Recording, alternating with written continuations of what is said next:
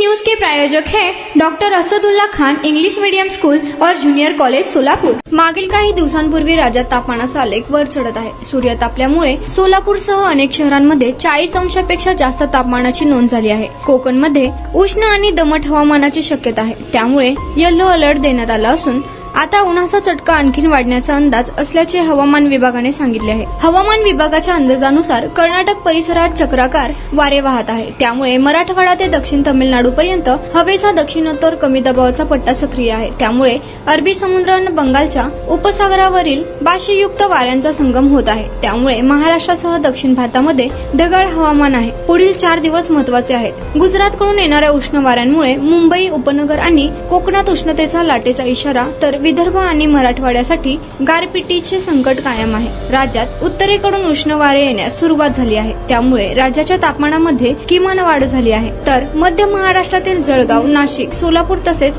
विदर्भातील अकोला, अमरावती, नागपूर, यवतमाळ, वर्धा, मराठवाड्यामध्ये छत्रपती संभाजीनगर आणि परभणी या शहरांचे तापमान 40 अंशापलीकडे गेले आहे।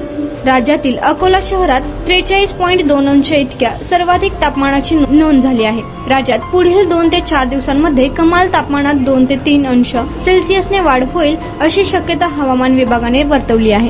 Unique education society doctor Asadullah Khan English medium school और जूनियर कॉलेज के 10वें वर्धापन के अवसर पर नर्सरी, LKG, UKG एडमिशन पर अब 3000 रुपए का डिस्काउंट। इतना ही नहीं बल्कि ग्रेड 1 और ग्रेड 2 के एडमिशन पर 5000 रुपए की छूट।